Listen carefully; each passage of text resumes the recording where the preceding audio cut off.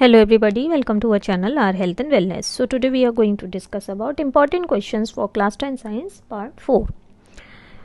तो इसमें एक क्वेश्चन आ जाता है कि गार्बेज क्या है और कितने टाइप्स का होता है.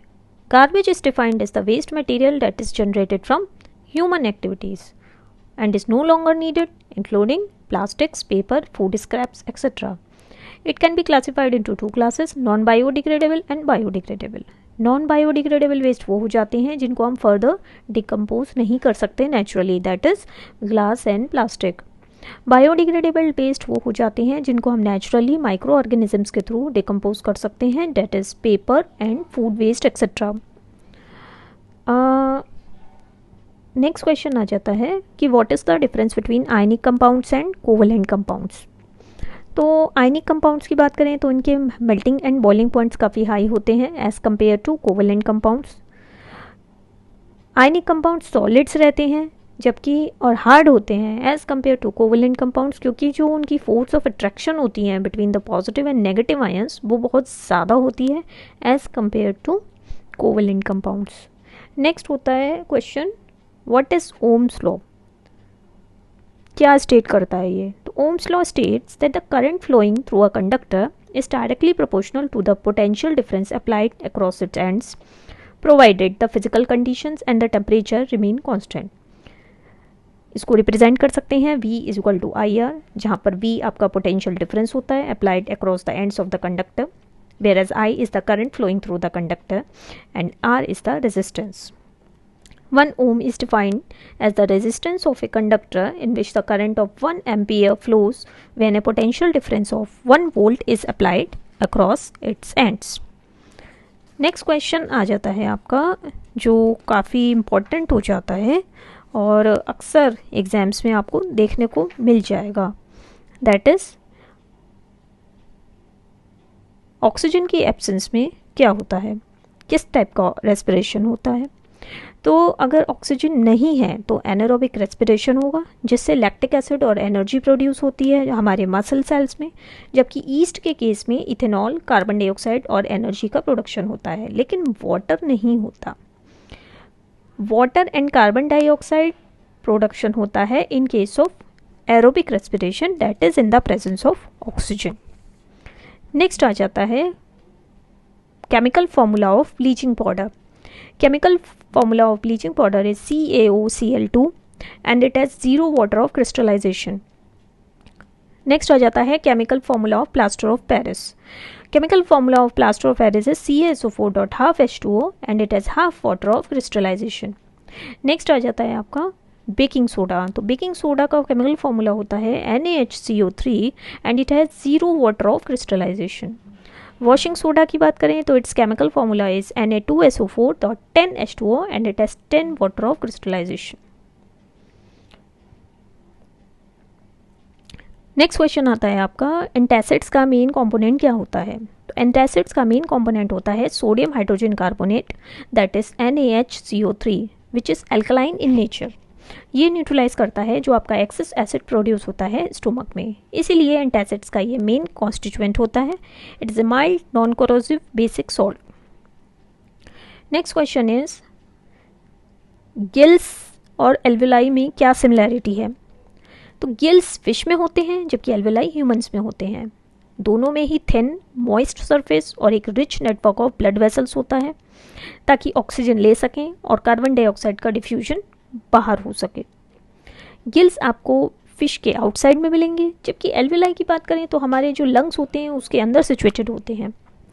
फिश क्या करती है, जो ऑक्सीजन रिच ब्लड होता है वो उसका जो ब्लड गिल्स से सीधे बॉडी पार्ट्स में जाता है, जबकि ह्यूमंस की बात करें तो ये ब्लड हार्ट में जाता है एल्वेलाई से ताकि पूरे बॉडी में पंप्ड हो सके. नेक्स्ट क्वेश्चन आता है कि हर्बीवोर्स में स्मॉल इंटेस्टाइन की लेंथ ज़्यादा क्यों होती है. तो length of small intestine very करती है depending upon the diet of the animals. Herbivores की बात करें, इनकी स्मॉल इंटेस्टाइन लेंथी होती है क्योंकि ये mainly plant based food consume करते हैं जिसमें cellulose is the main component, जिसमें ज़्यादा समय लगता है डाइजेस्ट करने में due to its complex chemical structure. Carnivores की बात करें तो उनके पास कोई एंजाइम नहीं होता कि वो सेलुलोज को डाइजेस्ट कर पाए, इसी वजह से उनकी स्मॉल इंटेस्टाइन काफ़ी छोटी होती है। नेक्स्ट क्वेश्चन इज फ्लोएम का क्या रोल रहता है? तो phloem is responsible for transportation of sugars and nutrients through out the plant. Phloem में क्या होता है? फ्लोएम में सीप ट्यूब्स होते हैं, कंपेनियन सेल्स होते हैं, फ्लोएम पैरेन्काइमा होता है एंड फ्लोएम फाइबर्स होते हैं। सीप ट्यूब्स का काम होता है शुगर का ट्रांसपोर्टेशन, जबकि कंपेनियन सेल्स सपोर्ट करते हैं, रेगुलेट करते हैं सीप ट्यूब्स की एक्टिविटी। फ्लोएम फाइबर्स की बात करें तो ये मैकेनिकल स्ट्रेंथ प्रोवाइड करते हैं, जबकि फ्लोएम पैरेन्काइमा स्टार्च जैसे कंपोनेंट्स को स्टोर करता है। सो नेक्स्ट क्वेश्चन आ जाता है आपका what is biomagnification?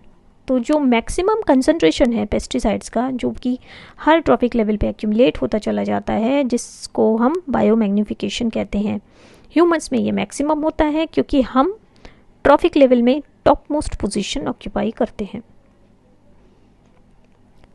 Next question आता है कंजम्पशन से पहले फूड को वॉश करना क्यों ज़रूरी है? ऐसा इसलिए करना चाहिए क्योंकि फूड के सरफेस पे फ्रूट्स एंड वेजिटेबल्स जो होते हैं उनके सरफेस पे हार्मफुल पेस्टिसाइड्स लगे होते हैं, उनको रिमूव करना बहुत ज़रूरी होता है। नेक्स्ट क्वेश्चन आता है कैल्शियम और हाइड्रोक्साइड का फॉर्मेशन कैसे होता है? तो calcium hydroxide is formed when calcium oxide reacts with water. It's a combination reaction and an exothermic reaction, क्योंकि बहुत सारी हीट रिलीज होती है और एक हिसिंग साउंड सा प्रोड्यूस होता है। नेक्स्ट क्वेश्चन आता है what is the difference between self pollination and cross pollination? तो जो प्रोसेस होता है जिससे पॉलिन ग्रेन्स का ट्रांसफर होता है from the anther to the stigma of the flower of the same species is known as pollination. Self pollination में क्या होता है? When the pollen grains transfer from anther to stigma of the same flower, then this type of pollination is known as self-pollination, whereas in case of cross-pollination, pollen grains transfer from anther of the flower to the stigma of different flower. Cross-pollination में क्या होता है? Different flower का stigma होता है, then this type of pollination is called cross pollination. इसका significance ये रहता है कि फर्टिलाइजेशन में एक मेन रोल प्ले करता है पॉलिनेशन, क्योंकि मेल गैमेट्स का फीमेल एग्स पर ट्रांसफ़र हो जाता है, जिससे सीड्स का प्रोडक्शन होता है और एक न्यू ऑफस्प्रिंग का जनरेशन होता है। तो न्यू ऑफस्प्रिंग्स के डेवलपमेंट में पॉलिनेशन का एक मेन रोल रहता है। नेक्स्ट क्वेश्चन आता है what is the difference between glass slab and a glass prism? Glass slab और ग्लास प्रिज्म में दोनों ही ट्रांसपेरेंट ऑब्जेक्ट्स होते हैं, ग्लास के बने होते हैं, लेकिन उनका शेप डिफरेंट होता है और जो तरीका होता है जिससे वो लाइट का रिफ्लेक्शन करते हैं that is different. Main difference होता है आपका ग्लास स्लैब और ग्लास प्रिज्म में कि प्रिज्म में डिस्पर्सन ऑफ लाइट होता है इनटू इट्स कॉन्स्टिट्यूएंट कलर्स, जबकि ग्लास स्लैब में नहीं होता।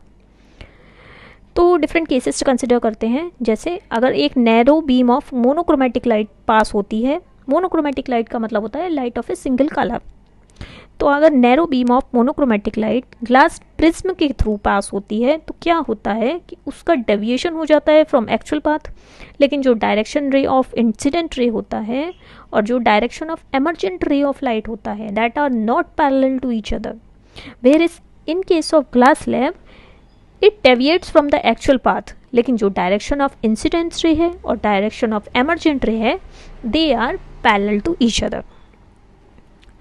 नेक्स्ट आता है कि अगर एक narrow beam of white light pass करते हैं हम ग्लास प्रिज्म में, तो वाइट लाइट हमारी डिवाइड हो जाती है into its 7 colours, that is violet, indigo, blue, green, yellow, orange and red, and the directions of incidence and emerging rays are not parallel to each other, whereas in case of glass slab there is no breaking of white light itself into its constituent color.